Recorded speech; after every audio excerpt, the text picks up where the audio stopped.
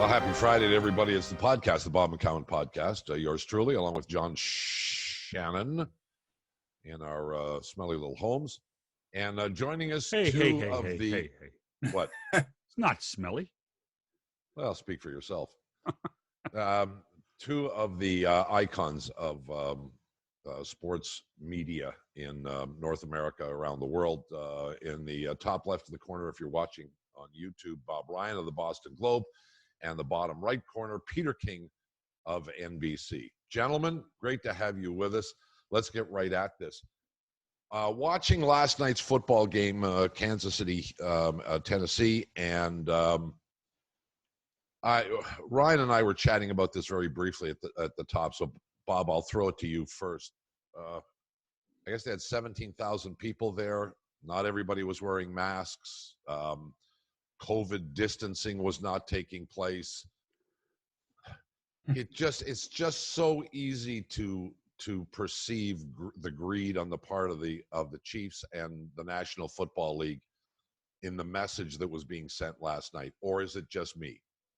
Well, nothing surprises me with regard to mask and social distancing in America, depending on where you are and what people, it's hopeless to try to get everybody to get on board. But the whole idea of playing football, whether it's professional or collegiate, I think is very dicey to start with.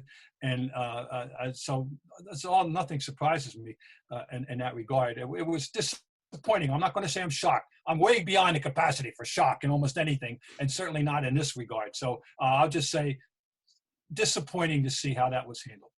Peter, it's your game. It's your business. Here's shocked? Bob, here's the way that my understanding, and I've not done a lot of reporting on this, but my understanding is that fans at these games are in what I was described to me as family pods. So in other words, if you and your family have season tickets to the Chiefs for the season, you're going to get to go to one or two games. Everybody is being offered the opportunity of getting to go to one or two games this year. And so if you, for instance, have a family of four, you will be assigned to sit together in a section. Okay. And so, I think the biggest issue that the NFL has, and I can guarantee you that they will be talking to the Chiefs about this, is they need to have ushers going around and telling people, if you're not eating, if you're not drinking, you must wear a mask. You get warned a second time, you're being kicked out. That's what has to happen here. You have to keep politics out of this. You just have to say, if you want to come to the game, you have to wear a mask, except if you're eating or drinking. Mm-hmm. Period. That has to be the rule. And, it obviously wasn't the rule in many cases last night, and the NFL's got to do something about it. Well, you know what, Peter? There's only two cities that are going to allow fans, Kansas City and Jacksonville, at this point. So you'd hope that there'd be lessons learned from last night. Roger Goodell was sitting there. We saw him sitting there watching it. So hopefully before Sunday, or before the first Jacksonville home game, there'll be some level of decision to assist them to try to make it a little more palatable for the rest of the country. By the way, Missouri and Florida are two states that have had real issues with COVID, so we shouldn't be surprised. Well, the other thing, I saw the governor of Ohio permitted Cleveland and Cincinnati to each have 6,000 fans in the stands, which is about a third of what we saw last night. I don't know whether that's going to materialize. I don't know whether there's a kickback, brushback on that philosophy, but we're going to see some people, some places. And one of the things I saw last night, Pete, was a shot early in the game of at least 100 or 200 people in a cluster in a single shot. That's a pretty big family. It shouldn't be that way. My understanding is that one of the reasons that they did this the way they did it is so that people could be in small clusters together. Sure. And they would be at least however many, 8 or 10 feet away from the next cluster. Yeah. So if there's all that many people together, the ushers have got to do a better job, in making sure that they honor what they say they're going to do when they enter the stadium. One of the things we are experiencing here, among many other things, is a season with a training camp, but no preseason games. And I think we're all kind of intrigued by what we're going to get here. And I've heard the consensus out there that, in the future, we're going to see 1, maybe 2 preseason games. Mr. Ryan, is that a good idea? Well, aesthetically, it's a good idea. In other words, I as a writer, I hated the preseason. It's covering them, covering exhibition, I call them exhibition games. Sure. They did it to make money. They didn't need 4. I think 2 is reasonable. I think 2 games is reasonable, and I think that's the way I would advocate for in the future. But 4 was not. Remember, in the old days, Peter probably remembers, we're talking 6. 5 or 6. There was 6 games, I mean, yeah. when I first became of age as a football fan, because basketball was crazy. They played 18 or 20. I mean, the world's very different now. But the fact is that they did play that many, and they got it down to 4. And we all know how it worked. The first one, your regulars didn't play, and it was the kids. And the second one, and the third one was the real one. And then the fourth one was nobody get hurt game. We all know that. That was a universal procedure. Yep. So it was kind of a joke. Anybody that paid money for it was getting ripped off. But so I'm going to guess it's going to settle that they'll be able to get a compromise and go to 2. But Peter, isn't that enough of a revenue driver when you think that the teams get all the local television and those local TV stations pay a lot of money and they're part of your season ticket package? I don't know how you're going to dwindle it down. The big fight over the years has been that the NFL and the owners, just as you say, those are $1 million evenings, okay, for NFL teams. So the owners who already this year are going to lose, I shouldn't say are going to lose money. They're going to make on average, about $75 to $90 million less per franchise because of all the restrictions on home attendance, local revenue, all that. Mm-hmm. So that's obviously a lot of money. And so next year, owners are going to be looking to make that up any way they can. So in an ideal world, I agree with Bob. 2 preseason games are the absolute right number. One of them is a game where your first string plays about half the game for most teams. But there are also going to be coaches like Sean McVay. Last year, I think there were 9 players on the Rams last year who did not play 1 snap in the preseason, including Jared Goff. He just views it. Sean McVay and many coaches just view it as just simply too dangerous. I would rather have a team that is raw than a team that is out. And so that's basically, I think, what the real issue is. But I would say next year, there's either going to be 2 or 3 preseason games because it's long past time to recognize that these are just simply money grabs. Well, we grow up watching high school football when we went there, mostly, and there really aren't any exhibition games there. And we watch college football, and there really aren't any exhibition games there. And the product in week 1 when Ohio State plays Cheeseball State seems to be okay. We don't notice a dramatic difference in it. But you don't care. The product last night was fine. Yeah. That's what I thought. Yeah. Yeah. I mean, the argument that you have to have these preseason games in order to be ready for the regular season. Well, if everybody's on the same plane, Mr. Ryan, isn't that the issue? Well, yeah, I think so. To me, I always thought one of the primary reasons to have them over and above the money-making factor was getting your roster set, looking at new talent, finding out, better than practice who can play and can't play on your roster. You could make a team by Peter will speak to this. He's much more conversant with the topic than I, but I thought that was at least part of the reasoning. And if you take that away, then it's a one less way of being able to evaluate your talent.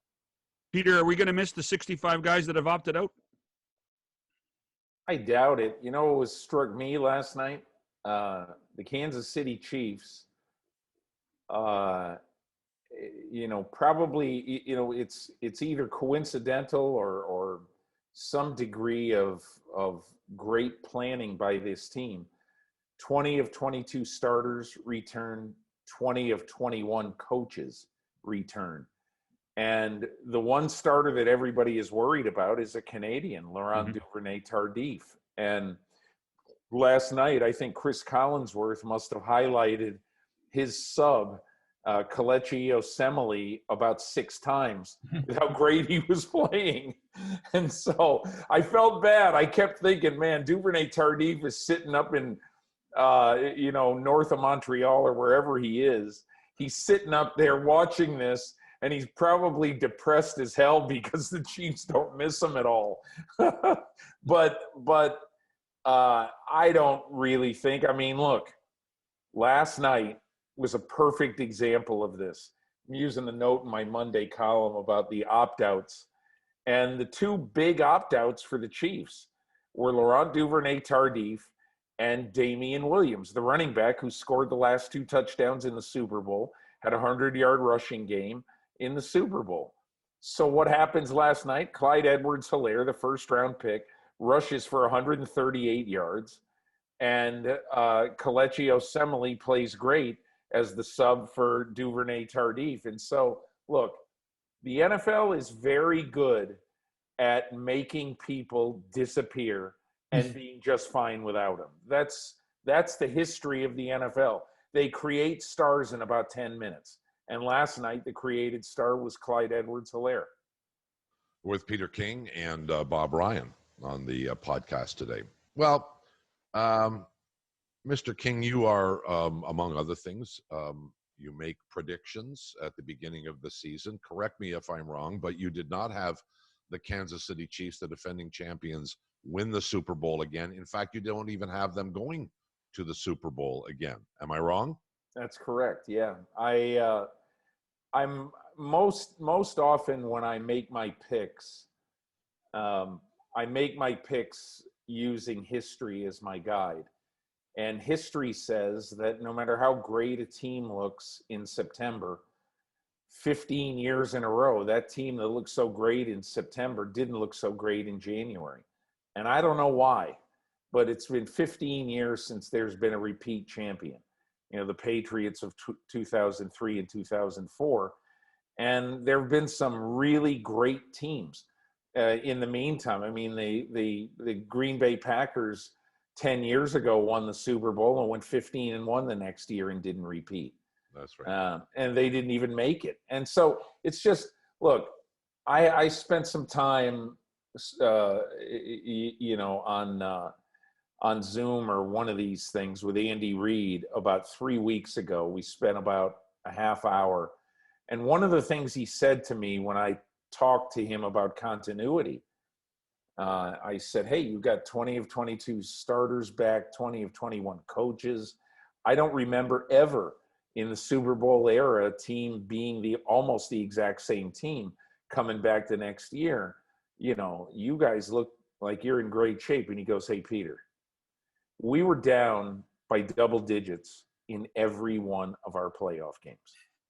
So, the Chiefs were fantastic last year, but let's remember, they need a miracle, almost Hail Mary, from Patrick Mahomes to Tyreek Hill on 3rd and 14 with 7 minutes and 35 seconds left, down 10 points to have a to chance. San Francisco to have a chance to win that game. And so, look, the Chiefs on September 11th looked like the best team in football. But September 11th is also not January 11th. We'll see. Well, intriguingly, the team you picked to win the Super Bowl is Tampa Bay. You pick them over Baltimore. And that raises, of course, the Brady question. And fortunately, we've got 2 guys who can look at this from a valid perspective. Mr. Ryan, you have watched Mr. Brady play for your essentially hometown team for 20 years. Yes. Is he still good enough to lead Tampa Bay to the promised land? I think with the proper supporting offensive weaponry, the answer is yes. He did not have that, and up here in the last couple of years, the receiving core was depleted, and that was just simply that. And the tight end situation, once he left Gronkowski, was never rectified.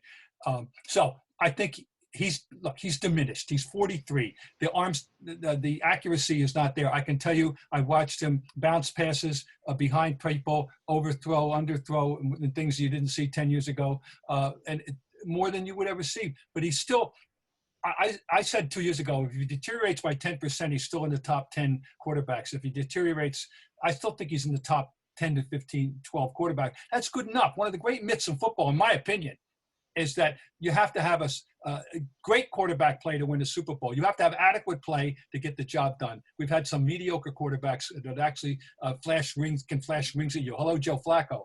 And so it can happen. This team he's got now, you've got to give him a chance. Absolutely. I think he's got, and he's going to be emboldened by this. He's going to be, renewed and vigorous and enthusiastic. And he's got his old buddy back for third down, Gronkowski, assuming that he's still got the same physical ability he had. So yes, I think Brady is good enough, and that's all you got to be. You don't have to be MVP caliber. You don't have to be all Pro Bowl caliber. You have to be good enough. And don't forget, there's two sides of the ball, and you only have to score more points than the other team. Peter, you obviously agree because you picked Tampa Bay, right? Here's the way I look at it.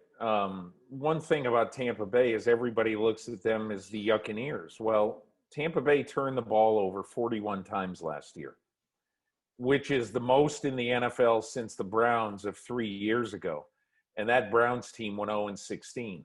So for the Bucs to have won 7 games and they would have won 9 if Jameis Winston didn't throw 6 passes to the other team in the last 2 games of the season, including his final pass, which was a walk-off pick 6, his last pass in Bucs history. Right. So I guess my overriding point is that Tom Brady is not going to the Jacksonville Jaguars. Everybody thinks that the Bucs are awful. They're the same old Bucs. They're not.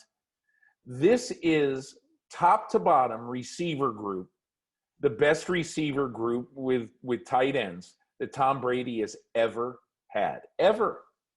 So you look at this and you basically say, especially after Tom Brady coming from a receiver group last year that Pro Football Focus, tight end, wide receivers, had number 32 in the NFL. And so, it's just common sense, first of all, that unless Brady gets 0 time, that he's got 0 chemistry. And I doubt either of those things are going to happen. I think they're going to have an upgrade. Now, is it good enough to win the Super Bowl? I mean, it's going to be very, very hard in the NFC, especially because it's going to be hard for them to not only not win home field, but to even win that division with the Saints in it. Peter, you talk about chemistry. Can you compare chemistry between Brady and Arians versus Brady and Belichick? Well, the most amazing thing when I talked to Brady 4 weeks ago now, he said, "Do you realize this is my 30th year of playing football, high school, college, pro, 30th year of playing football. And this is the first year ever that I have had an offensive head coach." And so I went back and checked. So at Sarah High School in California, he had a defensive head coach, an old linebacker. He had a defensive head coach at Sarah High. Then he goes to Michigan for 5 years, and he's got Lloyd Carr, who's a defensive coach. And then obviously Belichick for 20 years. So that's 29 years in a row where the coach is of a defensive mindset. Now, look, Bill Belichick knows everything about everything. So I'm not saying that he was in some disadvantaged place. He certainly wasn't. But it has been refreshing for Tom Brady. A couple of days before I got to training camp, Bruce Arians told me that he and Brady sat in his office, shut the door, and he said, Tom, tell me the plays you like to run. And as Arians told me, he goes, I'm going to call him. You know, we got so many good weapons here that what he likes, I know we can make work. So I have a feeling that, you know, again, Brady is so demanding that, you know, look, if Cameron Braid isn't up to the task or Chris Godwin isn't up to the task or whatever, he's just going to move on to the next guy. He's going to be brutally honest with them if somebody does not fit, you know, what he thinks they ought to be doing. We invariably start a season with expectations, and some of those expectations don't materialize. There is almost inevitably a team that surprises everybody, that comes kind of out of the blue. And many times we are able to look back at the beginning of the season and said, should have seen that coming. Bob Ryan, is there a team that jumps out at you that you think might be ready to take the next step? It's funny because I definitely subscribe to that theory that somewhere lurking is a 3-13 team waiting to become a 12-4 team. But this isn't a 3-13 team, but they got no excuse to get it done this year. Buffalo Bills in the division. Finally, that division, the tyranny is over. It should be over. So I just think they have a potential to do that. If you like, am I being mocked here or not? I don't know. No, I love that. I love that the tyranny is over. Yeah, I think it is. And I mean, it's just saying it should be over. Thing. Bills fans have been saying that for years. I know. I'm well aware. And even in that division, the other, you know, because Miami is turned a corner. I think Brian Flores has turned out to be. He was almost rookie of the year coach-wise. I mean, he was terrific. He's got things going. But I'm just saying, I'll say maybe Buffalo. The time has come, and I know they've heard that one up there before. Yeah, I'm aware of that. Pete, you got one? You know, there's two teams that I picked to make the playoffs that generally I got raised somewhere between raised eyebrows and scoffing when I picked them. And I picked Detroit to make the playoffs in the NFC, theorizing that last year at midseason when Matthew Stafford went down, they were the fourth best offense in football statistically. So, you know, he went down with a fluky injury. I think if he stays healthy, they got a chance to be very explosive. And the team in the AFC I like is the Raiders. If you watch the way that Mike Mayock is drafted, this has basically been with the Raiders. This is a referendum on big-time players at big-time schools. Okay, he's like, you know, Bob Ryan and I will remember, and you guys might remember too, you know, in the 60s, they used to play this thing called the College All-Star Game. Oh, sure.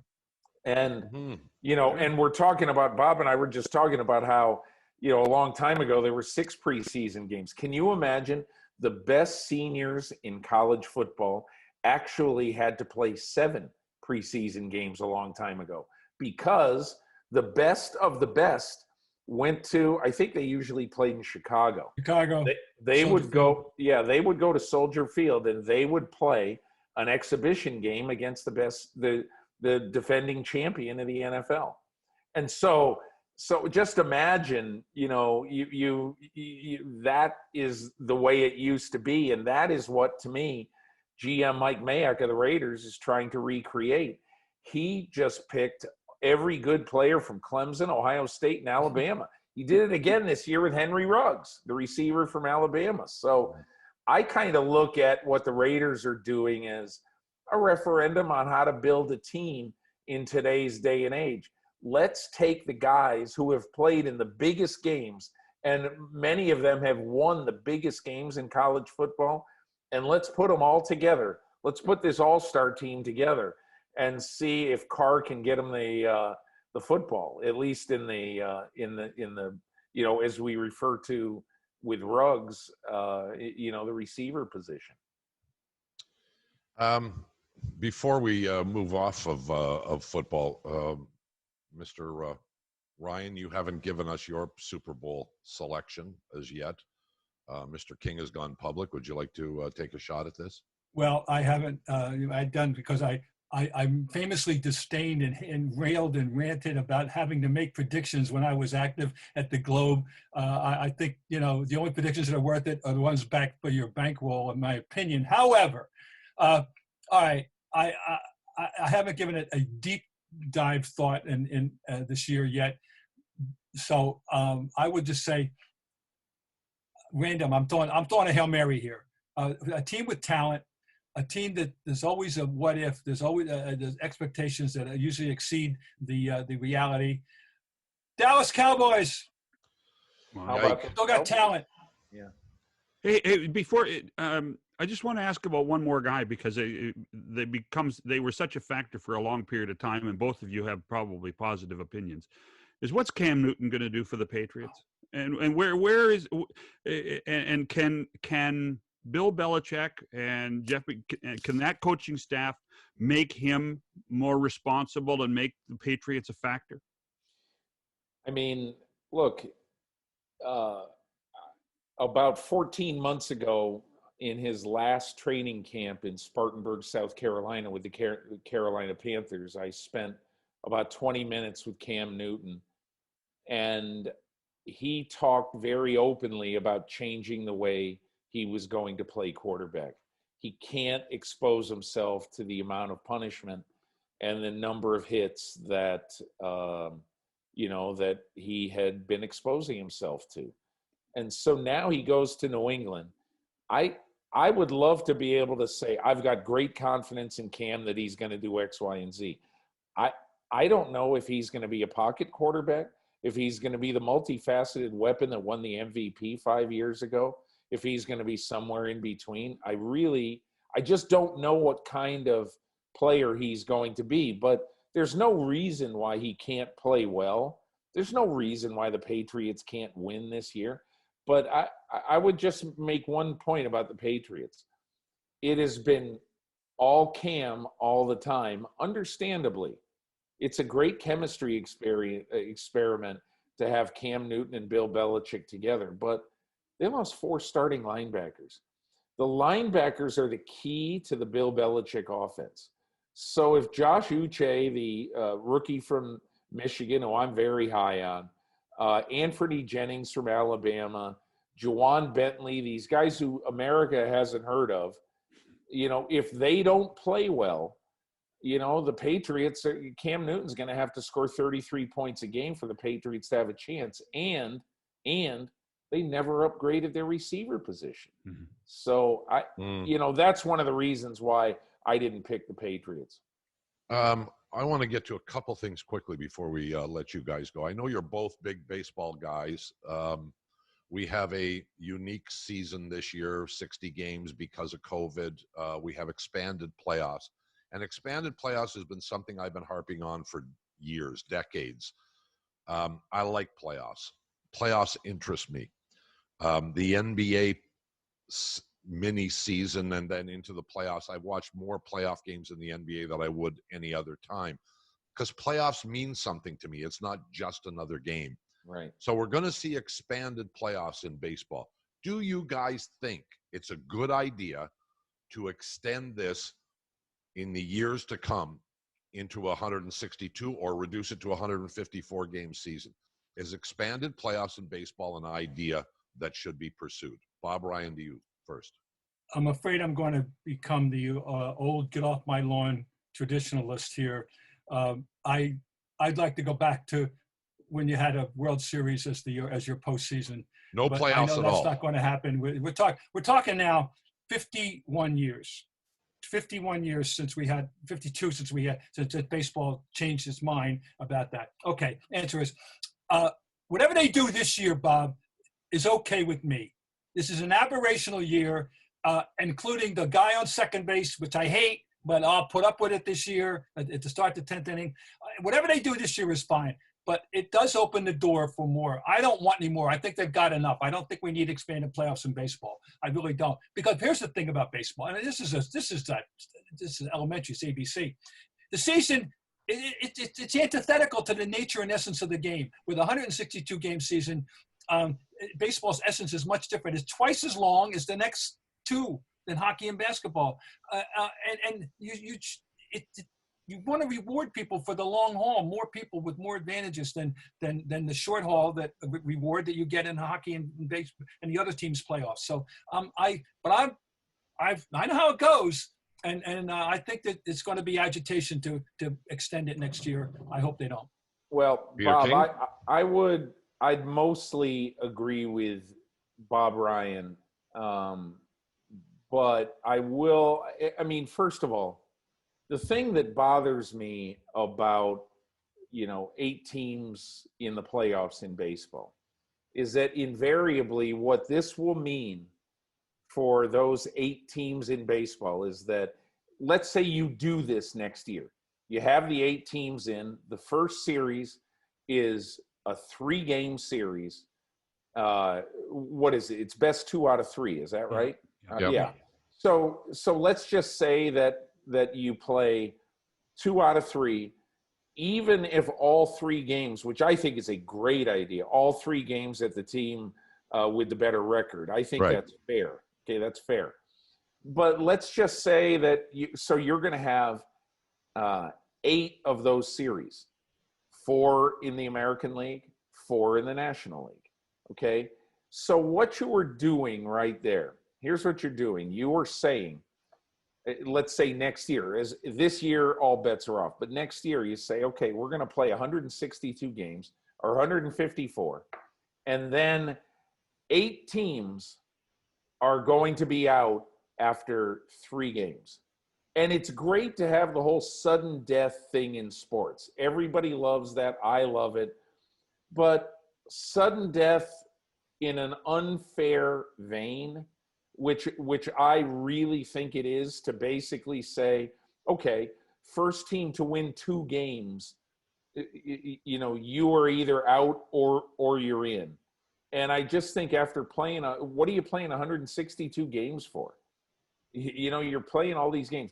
I would be much better to play, let's say, 148 games if you then said, okay, every series is going to be a best out of 7, because then you're going to get the real judge. Sure. You'll get the real judge.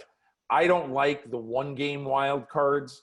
I don't like the best of 3 series in baseball. If you're going to play, let's find out who the real best team is.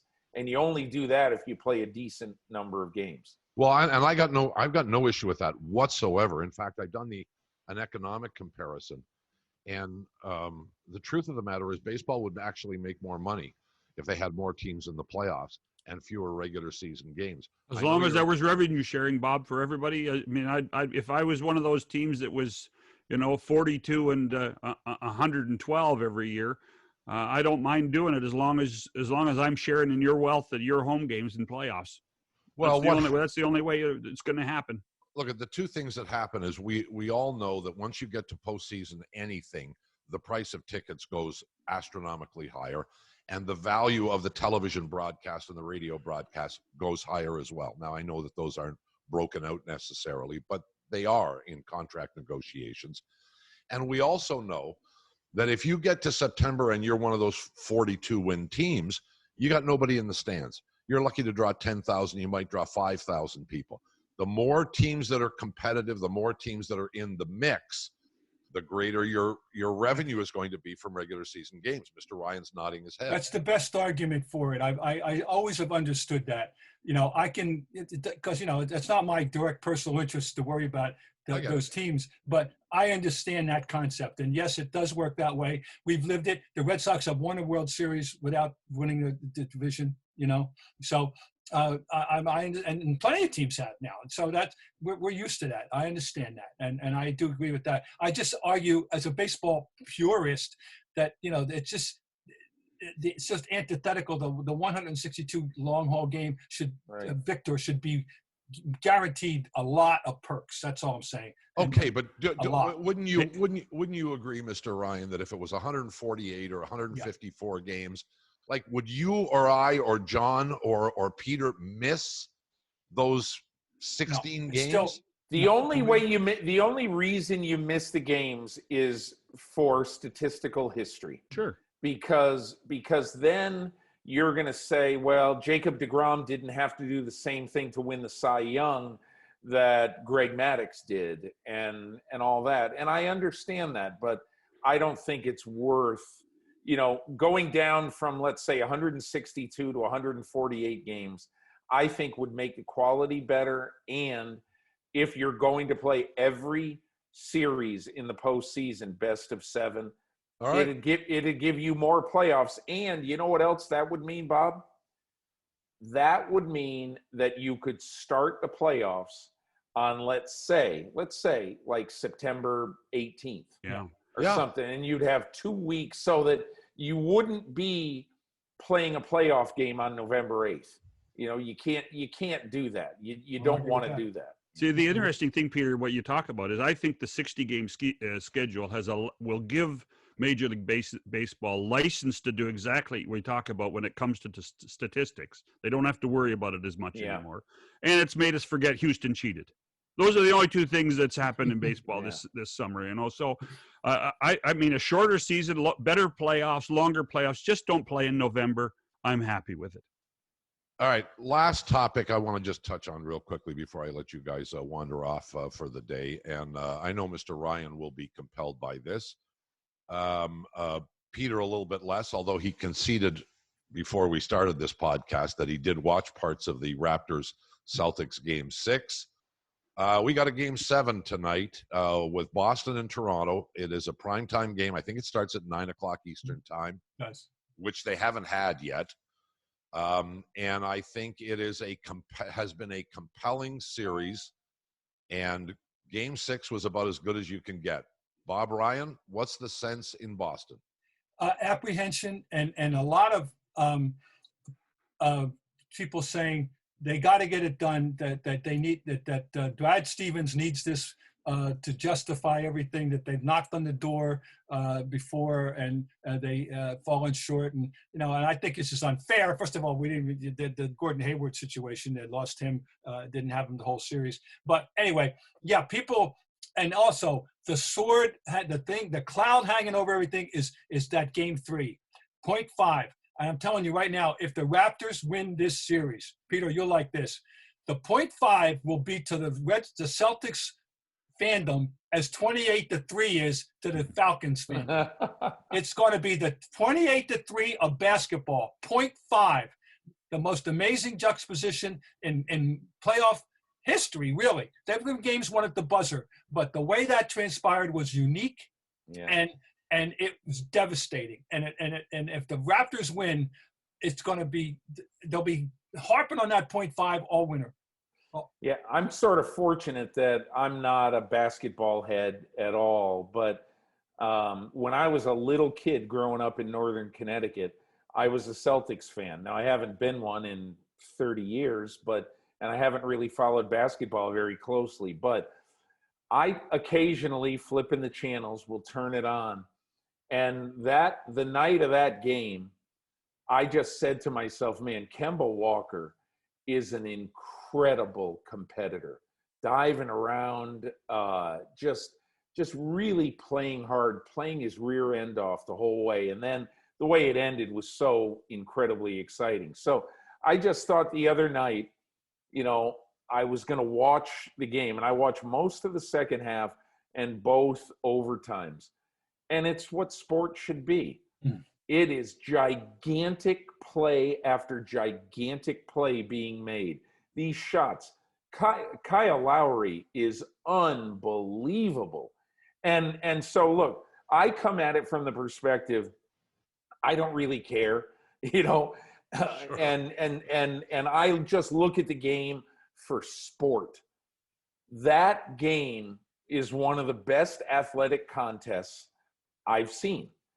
And that is one of the reasons why I'm really kind of looking forward to tonight. And I feel bad. I would assume that the winner of this series is going to have to play on Sunday against Miami, right? and what possibly are they going to have left in the tank to play on Sunday? It's going to, I mean, whoever wins this game, it's like this is round 15 of Rocky Balboa and Apollo Creed, man. Who in the world can take a punch now? In this game. There's a little. I just flashed across my mind, Bob and Peter and John, the little aspects of the 1960 World Series here. If the Raptors win a close game tonight, because they got pounded twice. Yep. They got it handed to them twice. Yep. Big time. Two wire to wires, as we like to say in basketball. They never trailed the Celtics, and yet they could lose this series. They've demonstrated demonstrable superiority for many stretches of this series, and yet here they are facing a seventh game. And if they lose a close game, this is going to be remind me of the 60 World Series, which is people don't know. The Pirates were outscored badly by the Yankees, but they managed to win that series. They lost a 16-3 game, they lost a 12-1 game, and they won the series. That would be the Raptors. I'll say something, Bob and guys, everybody. They have shown such heart all season. They have played with the big boulder right here all year. All right, we don't have Kawhi. All right, that doesn't mean we're dead. Everybody wrote him off, and they keep showing me some spunk. I really admire them, and I know now I'm not in the mainstream here with people who are whining and groaning. If the Celtics lose to that team, I'm not going to feel bad. I mean, I'm going to say I can live with this as a fan. The fan in me can live with this as opposed to losing to some other team under some other circumstances. And that 0.5 is going to hurt, but that's your own damn fault. Cover the guy. Sure. Right? So I admire the Raptors. I think they've come out of this one way or the other. They've come out of this with tremendous respect. I think that I really think that Game 6 was a wake-up call for a lot of basketball fans across the continent that this basketball team is almost as good as last year's, and that they do have enough dimension. And Anunoby's made a difference at both ends. That they unlike Peter, I think the team that wins this series goes to the final. I think Boston goes to the final, or the Raptors go to the final, and the Raptors have an opportunity to repeat if they can win. Siakam has to be better. He was pretty good in the second half. Gasol was better in the second half. That was a really good positive for the Raptors. Do you think Canada is rooting for Kawhi to make it? If Toronto gets in, would Canada like to see Clippers, Raptors? Well, it's interesting because, and Mr. McCowan can identify with this. LeBron's got a real following here still, because remember Cleveland used to come and beat the Raptors every time in the playoffs. Yeah. So if it's Kawhi or it's LeBron, it's going to be a great story if the Lakers or Clippers get to the NBA Finals. Look, I can answer that question, and John's right. It's the Canada Raptor fans know that the Raptors have never beaten LeBron. He is the dark hole. We don't hate Kawhi. Kawhi brought us a championship, at least, quote unquote. So, and he laughed, and we were disappointed, whatever. But there's a good team still here. But LeBron, we don't hate him, but we sure would like to beat him once. Let's also put this in perspective. The three of you will appreciate this. The ratings on television in Canada for Game 6 versus the Stanley Cup playoffs, which I know neither both Bob or Peter know that they're still on. Yes, they are. 4 or 5-1. They beat them. There was 1.6 million watching the basketball game and 600,000 watching the hockey game. They beat them by 1 million viewers in our country. That's massive. That is amazing. That's a massive number. So there's a lot of people at networks with fingers crossed that the Canadian representative of the NBA can continue tonight in order to get some pretty good ratings across the country. Raptors have become Canada's team. Just want to throw this one in. The Canadian imprint on the NBA is significant and is growing. And the greater Ontario and Toronto area is becoming a real incubator. Sure. And I think it's great. And how about, and then the Steve Nash news is great, for people in Canada too. I'm really, as a basketball guy, I welcome this. I think it's wonderful that Canada has become so interested in basketball. We got to get out of here. Pete, thanks for the tour of the house, by the way. You're welcome. Unintentional. Hold on, as it might Bob. have Hey, been. Bob. A Canadian invented basketball. What are you talking about? A Canadian invented basketball. It's Yeah, but he did it in the United Massachusetts. States. Guys, you know we love you both, and we've spent a lot of time together, not necessarily in this format in the past, and we hope we can have the opportunity to do it again. Thanks so much for your time today, and good health.